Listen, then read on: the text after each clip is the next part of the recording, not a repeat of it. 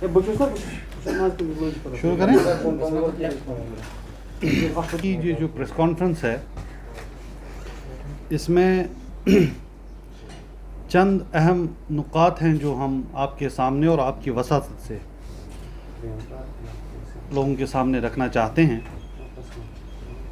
उसमें से सबसे पहला और जो सबसे अहम मसला है वो ये है कि पिछले कई दिनों से आपने भी देखा होगा बतदरीज न्यूज़ रिपोर्ट्स आ रही हैं, पब्लिश हो रही हैं, जिनके मुताबिक श्रीनगर कंटोनमेंट बोर्ड उस इलाके में जिसमें सोनवार, इंदिरा नगर वगैरह का इलाका आता है, वहाँ उन्होंने प्रॉपर्टी टैक्स लीवे करना शुरू कर दिया है। यानी एक शख्स जो पूरी ज़िंदगी मेहनत करता है, मशक्क़त करता है, जद्दोजहद करता है और उसके बाद अपना एक घर बनाता है, अब उससे उस घर के ऊपर भी टैक्स वसूला जा रहा है। दरअसल हमारा ये मौक़िफ़ रहा है कि 5 अगस्त 2019 को जब हमारे राइट्स गैर आइनी तौर से हमसे छीने गए, हमारे तशख़्ख़ुस पे हमला किया गया, वो तो सिर्फ़ एक शुरुआत थी और उस दिन से आज तक लगातार यके बाद दीगरे सरकार की तरफ से ऐसे इक़दाम किए गए हैं जिनका एम ये लगता है और हम बार बार कहते आए हैं, जम्मू कश्मीर के अवाम को इक़्तिसादी तौर और सियासी तौर कमज़ोर करना है। और ये जो प्रॉपर्टी टैक्स का मसला है ये भी उसी की एक कड़ी है। हमारा मानना ये है कि कानून चाहे कोई भी हो, असलन तो किसी भी डेमोक्रेसी में ये कानून लोगों की बहबूद और भलाई के लिए होना चाहिए। दूसरा, जब ऐसे क़वानीन को इम्प्लीमेंट करने की बात आए तो उस वक्त भी लोगों के जो इंटरेस्ट हैं, अवामुन्नास, पीपल एट लार्ज, उनके जो इंटरेस्ट हैं उनको मद्देनज़र रखना है। लेकिन अफसोस की बात है कि आज का वक्त जहाँ पे पिछले 1 साल से आपको पता है कि पूरे मुल्क भर में अमूमन और जम्मू कश्मीर में खुसूसन लोगों की कमर टूट गई है। इक़्तिसादी तौर लोग परेशान हैं क्योंकि बाकी मुल्क में तो खैर सिर्फ कोरोना का कहर था, लेकिन हमारे यहाँ 5 अगस्त को जो हुआ 2019 को, उसके बाद भी लगभग 1 साल लॉकडाउन वगैरह की सूरत हाल रही, कर्फ्यू रहा और जो इक़्तिसादी एक्टिविटीज़ हैं, इकोनॉमिक एक्टिविटीज़ एकदम ठप होकर रह गई। गोया हम पिछले 2 साल की अगर बात करें तो जम्मू कश्मीर के अवाम को काफ़ी मुश्किलात का सामना करना पड़ रहा है। लोग बहुत परेशान हैं इक़्तिसादी तौर, और इस वक्त ऐसे हालात में जबकि सरकार को या जो बाकी इंस्टीट्यूशंस हैं सरकारी, उनको आगे आकर इन परेशान हालात में इन लोगों की मदद करनी चाहिए। हम देख रहे हैं कि जो हो रहा है वो उल्टा हो रहा है।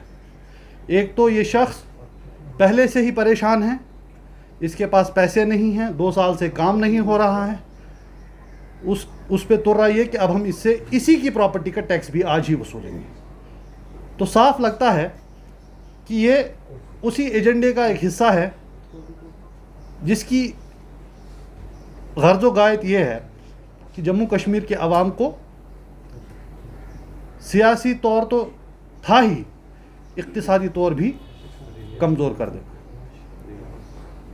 तो हम ये चाहते हैं और हम ये आपके वसातत से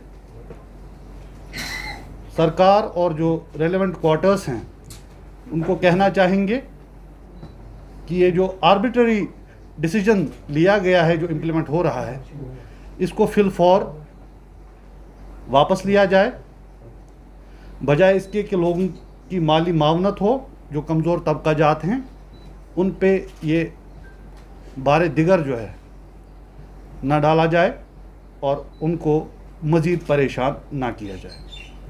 और इसकी इम्प्लीमेंटेशन का जहाँ तक हवाला दिया जाता है तो इस पे भी कई सवाल खड़े किए जाते हैं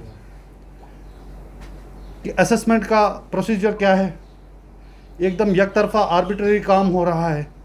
कौन कहता है कि किसी एक प्रॉपर्टी की या बिल्डिंग की वैल्यू इतनी है जिसके बिना पे वो प्रॉपर्टी टैक्स लीवे किया जा रहा है। खैर वो तो एक जुज़ है, लेकिन इसकी जो स्पिरिट है, जो इस मामले की असल रूह है, वो ये है कि लोग परेशान हैं। 2 साल से इक्तिसादी तौर बहुत परेशानियों में मुब्तला हैं और आज के वक्त जहां जो रियासती इदारे हैं उन्हें इन लोगों की मदद करनी चाहिए, बजाय उसके उनको ऐसे इक़दामात से और परेशान किया जा रहा है। इसके अलावा आप सब जानते हैं कि पिछले हफ्ते भर में काफ़ी सारे डॉक्यूमेंट्स या दस्तावेज़ सोशल मीडिया के थ्रू पब्लिक डोमेन में आए, वायरल हुए, काफ़ी खदशे ज़ाहिर किए गए, आवाम में एक बेचैनी पैदा हो गई। हालांकि कहा यह गया कि र्यूमर है वगैरह है, मान लीजिए कि र्यूमर है, तो ये र्यूमर है और आवाम को परेशान होने की ज़रूरत नहीं है। उनको ये रीइंफोर्स कौन करेगा, ये किसकी जिम्मेदारी बनती है? अब यहाँ एक ट्रेंड बन गया है कि ऐसे र्यूमर्स आते हैं, ऐसी खबरें फैलती हैं और लोग जो हैं वो परेशान हो जाते हैं। तो ऐसे में होना ये चाहिए कि सरकार की तरफ से जो आला हुक्काम हैं पब्लिकली आके ऑन रिकॉर्ड लोगों को अश्योर करें कि परेशानी की बात नहीं है। हालांकि वहाँ पे भी आपको पता है कि क्रेडिबिलिटी का प्रॉब्लम है। कोई आके कह भी दे तो शायद लोग उस पर यकीन नहीं करेंगे, क्योंकि 2019 5 अगस्त का जो मामला था उस वक्त भी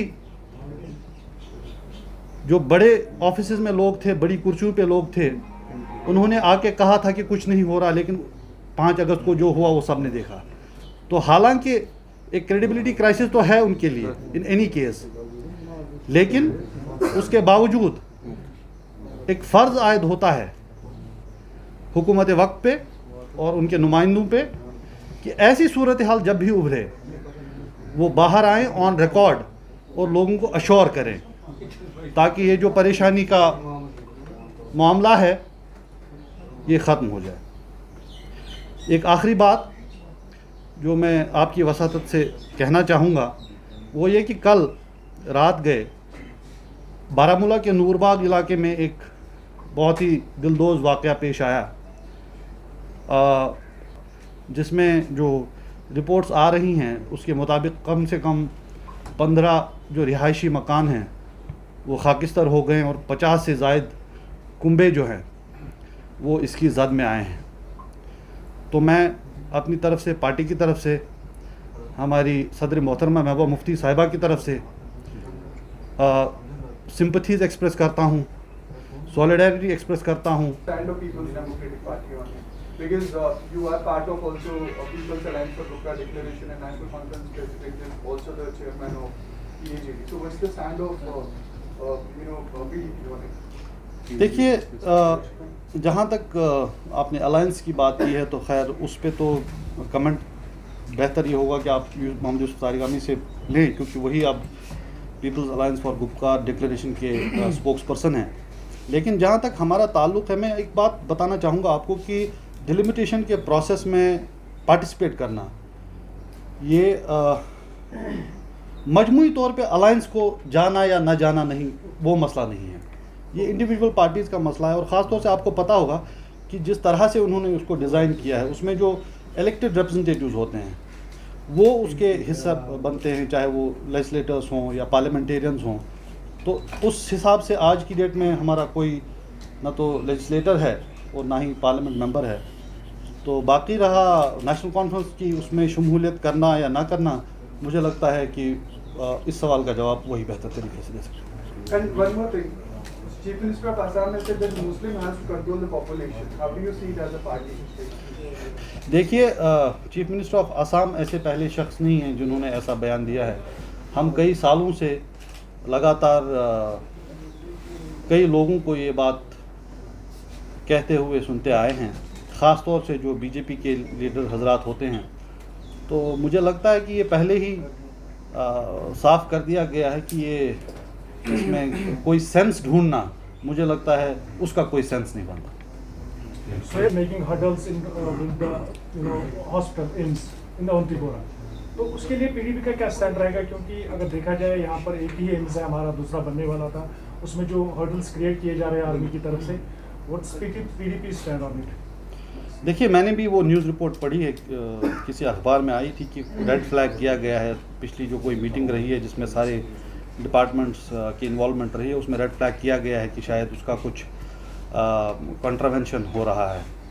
तो हम उम्मीद करेंगे कि जितनी भी डिफरेंसेस हैं या उनको आयरन आउट किया जाएगा, क्योंकि एम्स आप तो कह रहे हैं वैली में तो खैर एक ही बन रहा है, तो बड़ी मुश्किल से एक इस तरह का इंस्टीट्यूशन जम्मू कश्मीर के लिए बनाने की कोशिश हो रही है। जो मुफ्ती साहब की सरबराही में सरकार थी, उनका इनिशिएटिव था, और ख़ास तौर से जिस सूरत हाल से हम गुज़र रहे हैं पेंडेमिक से, इसमें तो और भी हेल्थ केयर इंफ्रास्ट्रक्चर को बढ़ाने की ज़रूरत वाज़िया हो गई है। तो मुझे लगता है कि इसमें अगर किसी तरह की कोई डिफरेंसेस हैं, वो आयरन आउट बहुत जल्द होनी चाहिए, ताकि आवाम के लिए हेल्थ केयर के हवाले से नया इंफ्रास्ट्रक्चर बहुत जल्द तैयार हो सके।